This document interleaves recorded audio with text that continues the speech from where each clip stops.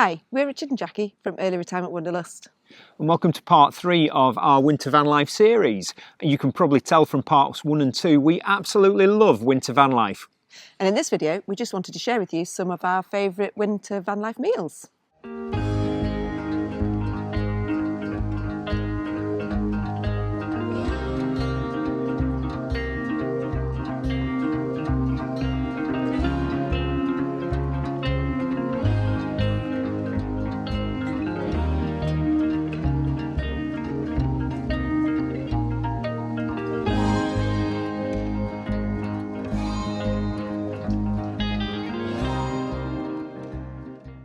So welcome to part 3 of our winter van life series. I'll put some links to part 1 where we took you through how to prepare your van for winter van life, and part 2 when we took you away to a winter campsite. In this video we just wanted to chat about some of the differences there is between living in your van in winter and cooking, and just share some of our favourite van life meals.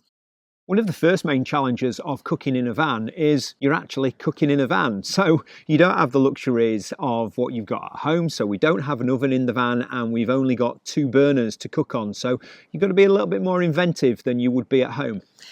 And actually living in the van in the summer is really easy because we tend to have salads and cold meats, or we're barbecuing a lot, whereas in the winter you do have to cook inside. But the main problem of cooking inside is that it comes with the issue of condensation, particularly if you're cooking dishes like pastas and potatoes, which you want to do because you want your comfort food.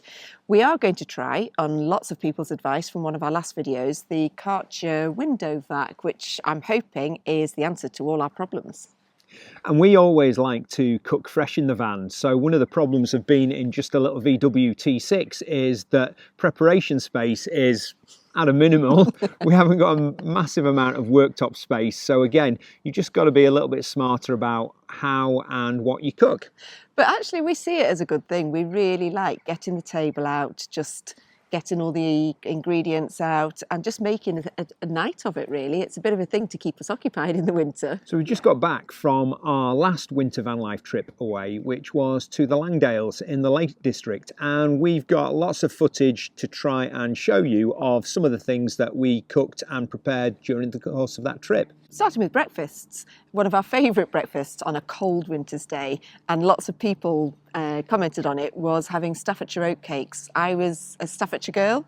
Oatcakes are like pancakes, and we had them with beans, bacon and cheese. They are a staple favourite of people from Staffordshire. And they are dead quick and easy to do. It's just a one-pan recipe, and with a bit of creativity you can pile everything on top and you've got a gorgeous cooked breakfast. So there are issues with a cooked breakfast because it does make the van smell a little bit. So we have tried to branch out a little bit, and one of those things is Jackie is trying to convince me about the positive effects of porridge.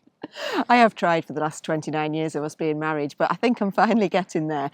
But there's nothing better than a nice warm bowl of porridge in the morning. I think it's pretty well documented, my thoughts on porridge. I'm trying really hard.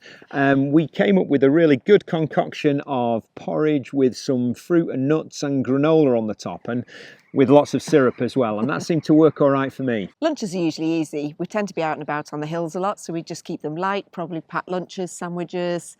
If we know we're going on a big hike, substituting lots of pork pies and things in there just to give us a bit of energy. Yeah, it doesn't actually involve much cooking because we do try to keep pretty active in the winter, and there's not many daylight hours, so we just like to get out and probably snack our way through the day.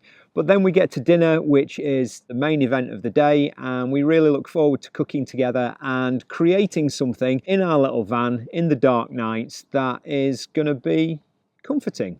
I think if you've seen a lot of our blogs, in general, we do like cooking together, and just that's part of our routine at home as well, isn't it? So in winter, we do try and make a big deal out of our dinner because it's a time to slow down, the light's gone, and it's mainly a time to warm up the van. Yeah, it does make a difference if you have something cooking for an hour. You don't have to have the heater on instead. So it's almost like cooking in a winter is a bit like our entertainment. It's definitely got a hygge factor, and we get the candles going, and it's just a very nice, relaxed evening. In the winter months, when we're cooking in the van, we tend to base most of our foods around the three main carbohydrate sources of pastas, potatoes, or rice. But one of the challenges of that is condensation. And one of our quick solutions is in our first dish, where we swapped out the pasta and we put gnocchi in there. Gnocchi is like a potato dumpling that actually only takes 3 or 4 minutes to boil. So it's absolutely amazing. And it's pure comfort food. It's one of my favourites. So the dish we made was a fresh tomato sauce with peppers and onions, and you just fry that off, soften it down, put a load of fresh tomatoes in. Don't forget chorizo. Everything tastes better with chorizo. And that's one of our top tips actually. When you are using chorizo, start frying it off early because all the lovely oily goodness comes out of it and adds flavour to anything that you cook. All those lovely flavours combined into one bowl of loveliness, topped off with a bit of melted cheese, is just delicious. Our next winter comfort food dish tends to be based around rice and the concept of paella stroke jambalaya. It's not really a true paella because we're not massive fans of seafood, and Jackie's definitely not a fan of seafood, so we have a paella stroke jambalaya dish. Yeah, and so easy to make. It's just got paella rice, which actually quite a lot of the time we can pick up in Aldi and Lidl. They do offers on it. Chorizo, peppers, chicken, and I think that is it, isn't it? So as per usual, you fry off the chorizo to start with, add the chicken in for the flavour, and then put the veggies in there, and then it's a matter of adding the rice and then just putting some chicken stock on and cooking it low and slow for as long as you dare. We need to keep remembering that you need to top up the chicken stock, because if it dries out, you get really crunchy bits on the bottom, hard rice in the middle, crunchy rice on the top. It's not great.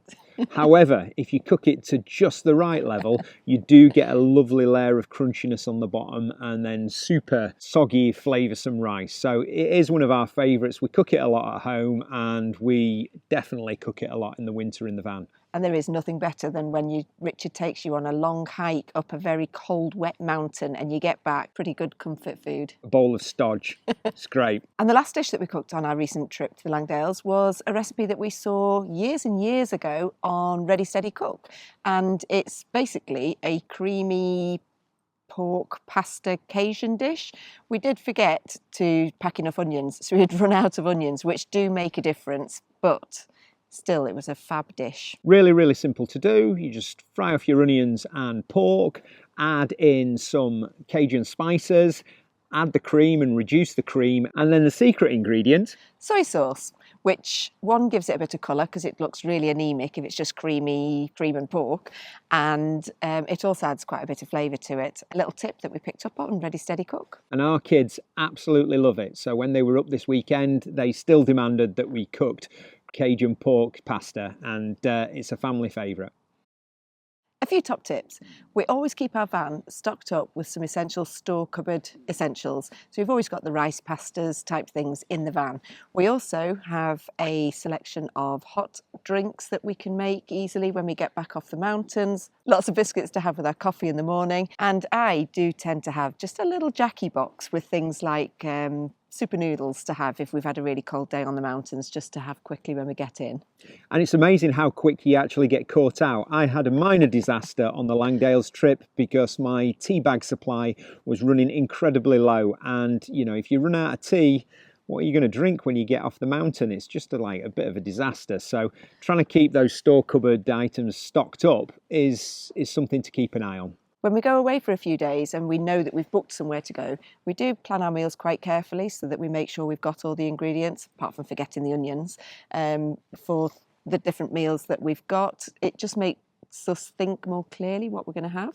Yeah, and when you go into isolated places and places that may well have shut down for the winter, it can be difficult to top up. So yeah, making sure that you're fully equipped is really important. Washing up in winter is not the easiest thing to do, particularly when you're wild camping, because that involves boiling a kettle and we have to wash up out of a little collapsible washing up bowl. However, when you're on a winter campsite, it's so much easier because they've got full wash up facilities, they've got constant hot water, and it just makes that whole process so much easier. Occasionally the winter camping can be a little bit more tricky. We've just come back from a trip up into the northern Dales when it was absolutely freezing, and we didn't fill the water tanks because we didn't want them to freeze and crack. So having to carry enough water for what you're eating, drinking and washing up is a bit of a challenge. Our final top tip, when we're going away and we know that we're going to be arriving somewhere quite late, we tend to just raid our freezer and take a meal that we've cooked at home previously so that we can just reheat it and eat quickly. And you all know there are certain meals that are best being frozen and reheated. So reheated stew, reheated chili, it just gets better with time. So that's another top comfort tip. So we hope there is something that you can take away from this video and apply into your own winter campervan adventures. In essence, for us, we tend to try and make cooking a feature of our evenings rather than a chore, because they're long nights and actually it's just nice sitting and chatting and cooking.